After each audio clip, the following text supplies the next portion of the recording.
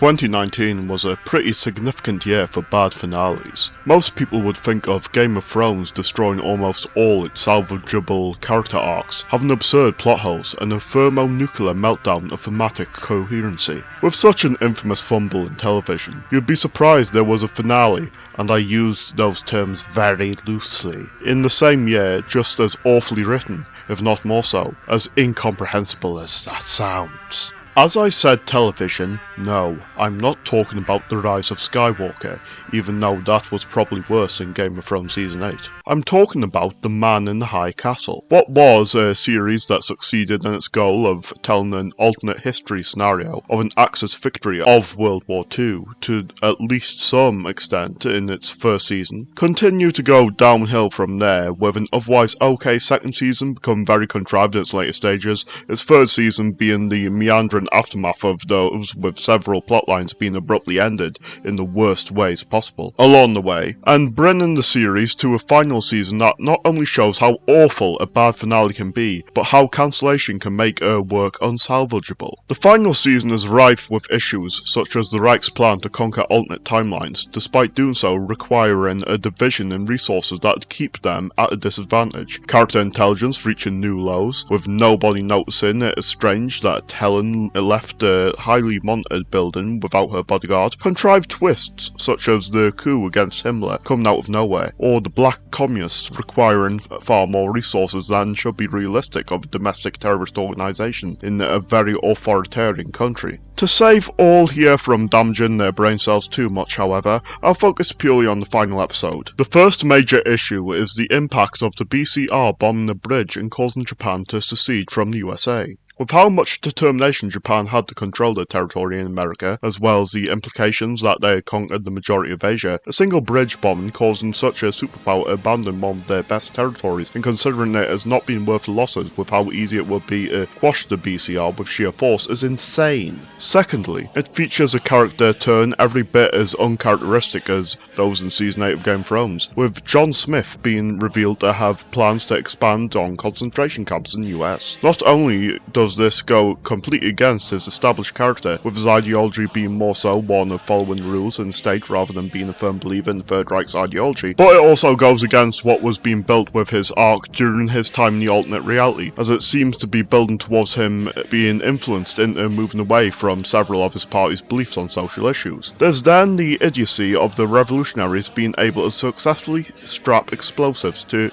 the train tracks Smith's train is travelling on and invade the Reich's facility housing the dimensional travel device with not the slightest security in sight for what's near enough the same as a small group waltzing into the Large Hadron Collider with no incident, and Helen reveals she betrayed her husband by letting the revolutionaries know of him being on the train. The uncharacteristic decisions of Smith continue with him shooting himself rather than having any more meaningful end to his character, or surviving by pointing the obvious out at Juliana, I'll mention soon, as we then arrive at the ending which isn't an ending. The people from both our timeline and the alternate one become able to pass between either, and that's what it ends on. Those who viewed this should have an obvious thought in their mind, being how there would be repercussions for all this. The Reich's forces in America were still undefeated even with the loss of their domestic leader, never mind the main army in Germany. Nothing could stop them from sacrificing the facility with bombing to destroy the revolutionaries and whatever alternate timeline people are caught there. Congratulations, Juliana, you made a whole bunch of civilians lambs to the slaughter. The opening of the portal would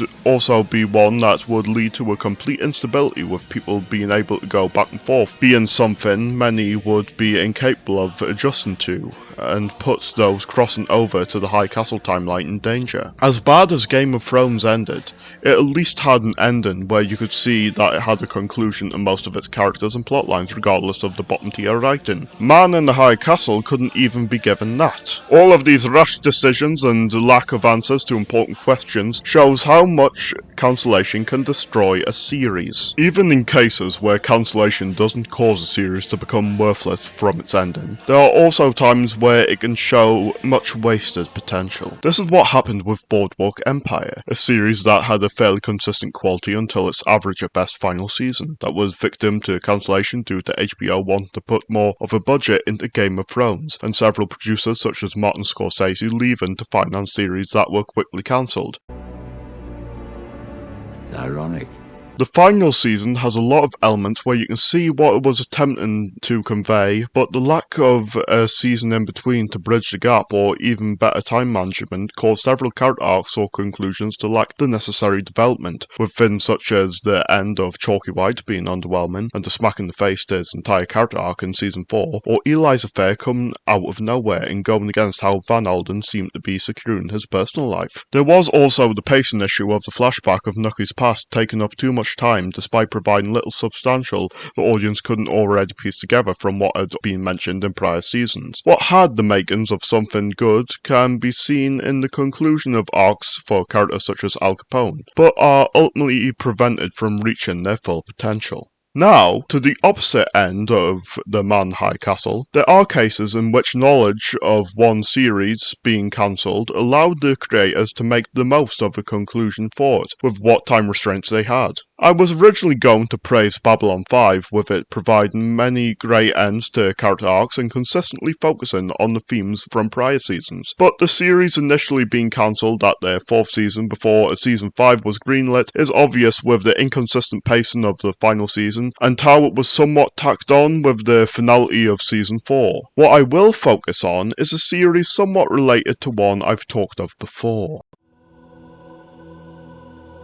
Angel is a spin-off of Buffy the Vampire Slayer that both bled into the wider narrative of its parent series, as well as being distinct enough in its setting and focus to not limit itself to being just a spin-off. Though I wouldn't say it ever reached the same peaks as Buffy, it did very well in expanding on several characters from Buffy that became staple characters of Angel. Like the other series that have been mentioned, Angel faced cancellation after its 4th season, and Joss Whedon had to fight hard with the studios and concede with reviving Spike to have a 5th season. Still 1 or 2 less than he'd hoped, but enough to end on a high note. As one can guess from that statement alone, as well as those familiar with the events of the series, Season 5 was the biggest tonal and focus shift in the series, with Angel Investigations having conceded to work with their evil mega-corporation cabal of an enemy in Wolfram and Hart, quite indicative of the series' own behind-the-scenes events. This is coupled with what I already mentioned in Spike being brought back after his sacrifice in Buffy's series finale.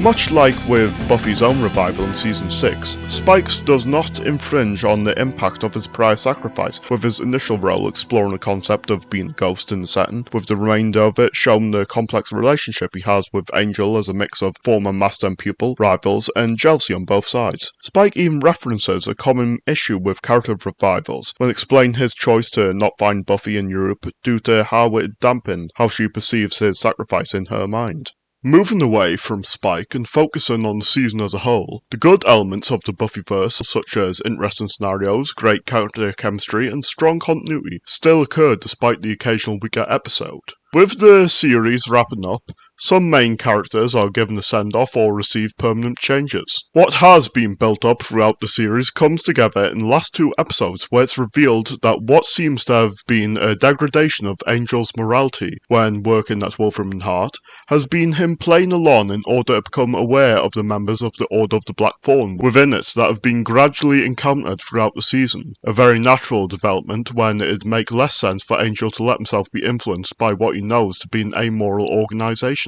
One of the earliest events in the final episode of importance is the Black Thorn forcing Angel to relinquish his role that he could play in the Shanshu prophecy, the belief that a vampire with soul would play a part in the apocalypse and become human again. This has been Angel's main motivation ever since discovering it at the end of the 1st season, and one could see this as building up to nothing, if not for the theme of sacrifice in Angel's narrative being done even more consistent in Angel than in its parent series. Angel having sacrificed a previous chance at humanity, as well as relinquishing the opportunity of immortality not long prior, along with relinquishing any opportunity to be a father when having Connor's memories removed to save him at the end of Season 4 until their meeting in Season 5. Sacrifice isn't exclusive to Angel's character in the season either, such as Gunn letting himself take the necessary role of being tortured in a hell dimension in place of Lindsay when freeing the latter becomes necessary for Angel, or Spike relinquishing his desire to reunite with Buffy as already mentioned. Seeing Angel sacrifice the one hope he had at salvation from his vampiric curse in order to do some good in destroying Blackthorn is both fitting for his character and shows he deserved his status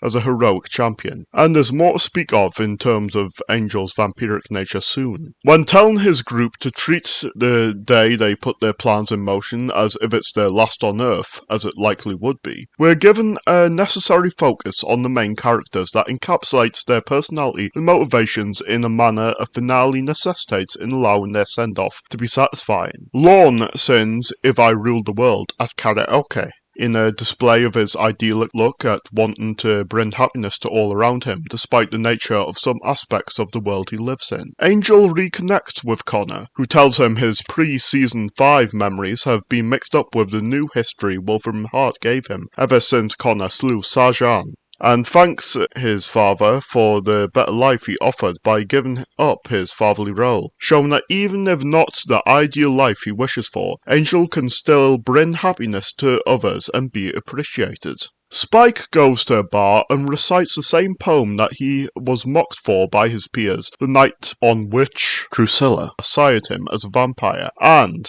despite expecting to get into a fight and let off steam through both, he is treated with applause. This is a great moment and show not only did Spike or William find the right time to be appreciated for his true self, but still carries the parts of his past that were a major aspect of trauma for his character in Season 7 of Buffy, without letting them eat away at him and bring light to them in more constructive ways. Gunn helps out Anne at the homeless shelter, moving items to another shelter, and when he asks her what she'd do if the forces working against her were too powerful to stop, she playfully tells him to get the sofa they're moving in the van. Along with Gunn trying to reconnect with the simple lives of those in need as he did before working with Wolfram Hart, and being someone who lacked any unique skill amongst his peers at Angel investigations throughout most of the series that put him at a disadvantage even outside of the big leagues of evil forces. This is a reassuring affirmation of the importance in him fighting for his ideals even if his enemies are too powerful to destroy. Lindsay is given some time showing his trust in Angel, a strong moment when considering the hostility between the two throughout most of the series. Finally, Wesley and Illyria have nothing worth investing in, and thereby stay together, Illyria having long since lost the Empire and majority of her power she once possessed, and Wesley having little to invest in, not only with the woman he loved now being gone and her body being no more than a vessel for Illyria,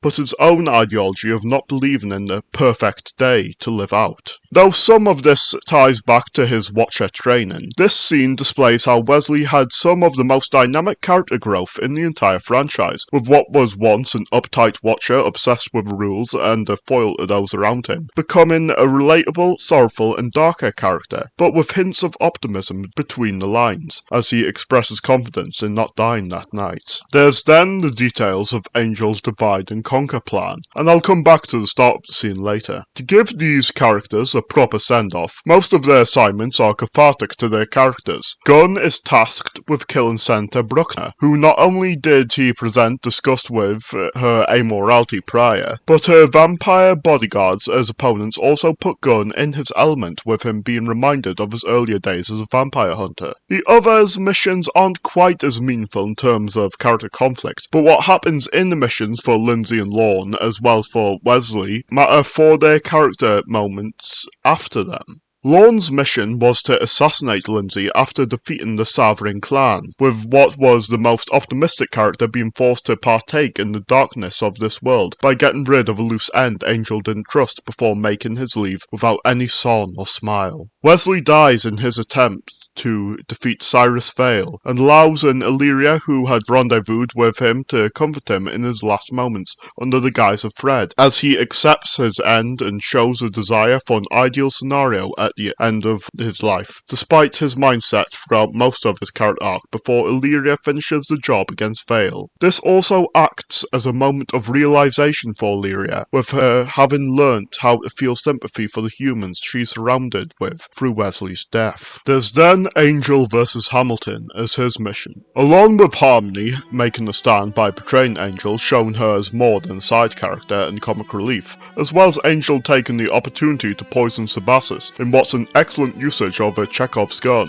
we get two major payoffs. One is Connor aiding Angel in fighting Hamilton, with no misgivings between them as father and son unite against a common threat. The greater one, however, is Angel utilising his vampiric abilities in response to Hamilton saying he cannot be defeated as the power of the wolf, the ram and the hart run in his blood, with Angel simply drinking Hamilton's blood to gain the advantage. This may seem like a simple solution, but what it means to Angel's character is profound. Angel relies on his abilities as a vampire as little as possible in wanting to dispel that part of himself, such as his hope in the Shanshu prophecy. It's here that he reconciles both his vampiric being and his status as a champion, in truly utilising the evil nature of a vampire for the purpose of good. Angel saying that one of the group must betray him as a ruse for the plan to work, and Spike's reaction in reference to the Last Supper act as more than a quick comedic moment of Spike, as there is some level of divine parallels in Angel's character, if the alias didn't get it that way.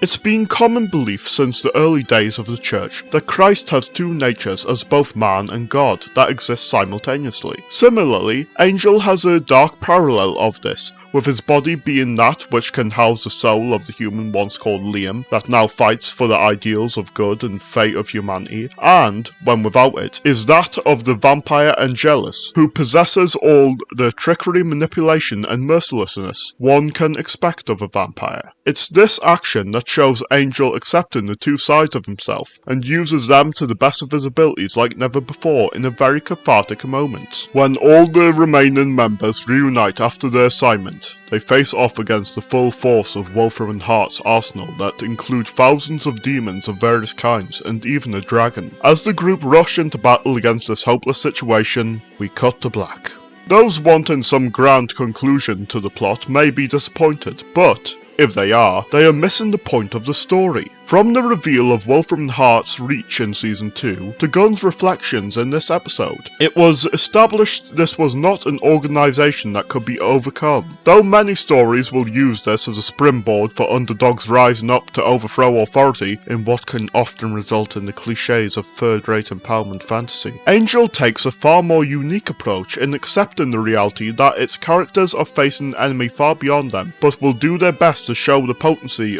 of those wishing for ideals of good or the strength of humanity in what's best displayed through Gunn's conversation with Anne. Though they may not be capable of stopping Wolfram and Hart, they can at least provide a wound in destroying the Black Thorn, and the result of the final battle, despite being explored through comic sequels, is unnecessary to the narrative. To summarise, Angel used its impending untimely end to wrap up the series in a way that was respectful to the character arcs it had followed for so long, had thematic focus to its conclusion, and didn't betray expectations on what had been established to make an extremely cathartic conclusion despite cancellation. From this, I hope you've learned that despite the likelihood of cancellation ruining many series, some can use it to their advantage to bring a satisfying end to their story. Also, watch Buffy the Vampire Slayer and Angel. They're great.